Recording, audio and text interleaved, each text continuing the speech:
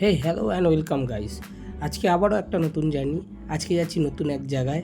আজকে যাচ্ছি বীর বিপ্লবী ক্ষুদিরাম বোসের বাড়ি। এই জার্নিটা আমাদের হলো গিয়ে 140 কিলোমিটার। জার্নিটা দেখো, খুব ভালো লাগবে, খুব ইন্টারেস্টিং লাগবে, খুব অ্যাডভেঞ্চারাস লাগবে। তো তোমাদের সাথে আমি রয়েছি সৌনিক, আর তোমরা দেখছো মোটো বাইক। দেখো, পুরো এনজয়টা পুরো ফুল ভাইব নিয়ে দেখাবো। উঠে গেলাম NH6, এটা ধরে সোজা একদম খড়গপুরের যে যাচ্ছে রাস্তাটা সেদিকে গেলেই ওই রোডে আমরা উঠবো। বাড়ির এত কাছে থাকার পরেও আমরা এই বিপ্লবীদের বাড়ি যাওয়ার সুযোগ সময় হয়ে ওঠে না, তাই আজকে চললাম। তো আজকে এক্সপ্লোর করে দেখাবো ক্ষুদিরাম বোসের বাড়ি, সেটা আগেই বলেছি। তো এই জার্নিটায় দেখতে পাবে তোমরা গিয়ে ক্ষুদিরাম বোসের গ্রাম, তার জীবনযাপন, তার বাড়ি, সমস্তটাই আশা করি ভালো লাগবে। ভিডিওতে টিকে থাকো এবং দেখতে থাকো ভিডিওটা কতটা ভালো হয়, আর তোমরা সাপোর্ট করলে আমরা আরও এগিয়ে যেতে পারবো।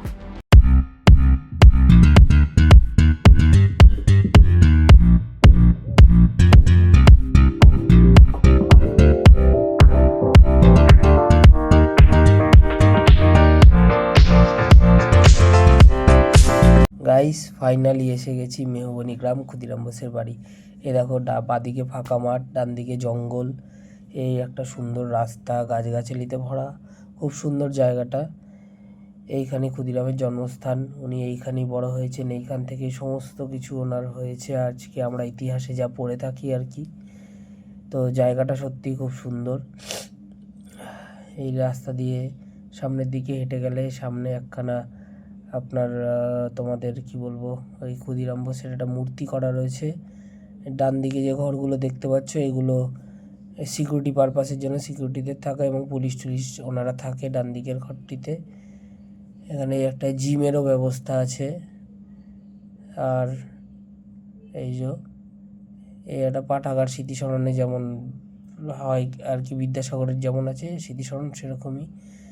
আর বাদিকে একটা ছোট্ট ঘর করা রয়েছে, এটা কিসের বলতে পারবো না। আর এই হলো গিয়ে সোজা সামনে আমাদের হিরো, ইতিহাসের পাতায় যিনি হিরো ছিলেন, ওনারই মূর্তি করা রয়েছে। আর পরিবেশটা সত্যি খুব সুন্দর, অসাধারণ পরিবেশ, একদম শান্ত নিরিবিলি। এই হলো গিয়ে আমাদের ক্ষুদিরাম বোস।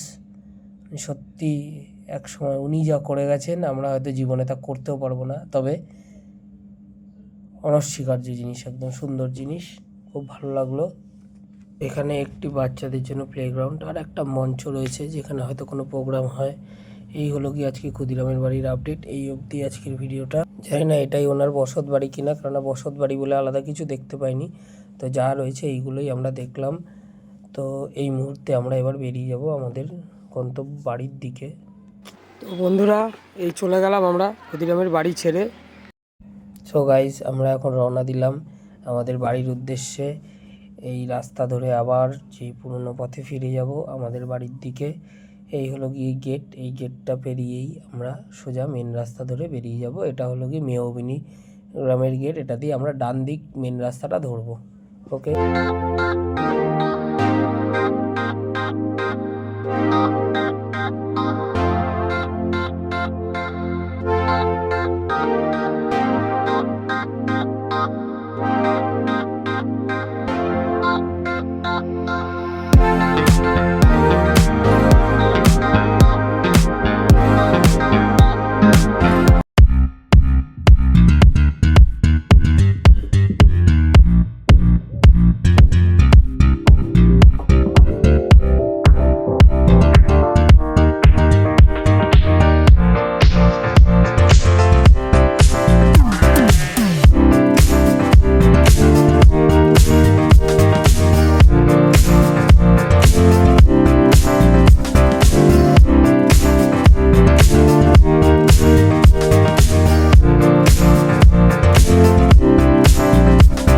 যথারীতি লোভ সামলাতে না পেরে রাস্তায় একটা ফুচকার দোকান দেখলাম, তাই ভাবলাম দাঁড়িয়ে একটু ফুচকা খাই।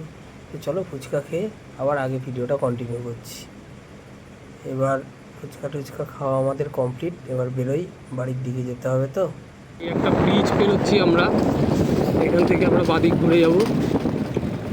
এই রাস্তাটা নামলাম এখান থেকে, এবার বাদিক ঘুরে গেলাম। পুরো ভুতুরে এলাকা দিয়ে মনে হচ্ছে যাচ্ছি, একটা হেভি খতরনাক রাস্তা দিয়ে উঠলাম উপরে। এই উঁচুতে উঠলাম, এই যে পেছনের রাস্তাটা দেখো, অন্ধকারে দেখা যাচ্ছে না ঠিকই, এটা ব্রিজ। ভিডিওটা আজকে এই পর্যন্তই, আমি বাড়ির দিকে চলে এসেছি, বাড়ির রাস্তার সামনে। So thanks for watching, till next time, today I am signing off. তো ভিডিওটা ভালো লাগলে অবশ্যই কমেন্ট করবে, কমেন্ট না করে একদম যাবে না। তো আমাকে সাপোর্ট করো, সাবস্ক্রাইব করো, যারা ফেসবুক থেকে দেখছো তারা ফলো করো, আর চ্যানেলটাকে সাপোর্ট করো। তোমরা পাশে থাকলে আমরা আরও এগিয়ে যাব, আর তোমাদের জন্য নতুন নতুন ভালো ব্লগও নিয়ে আসবো। তো আজকের মতো টাটা, তো দেখা হচ্ছে নেক্সট ভিডিওয়ে।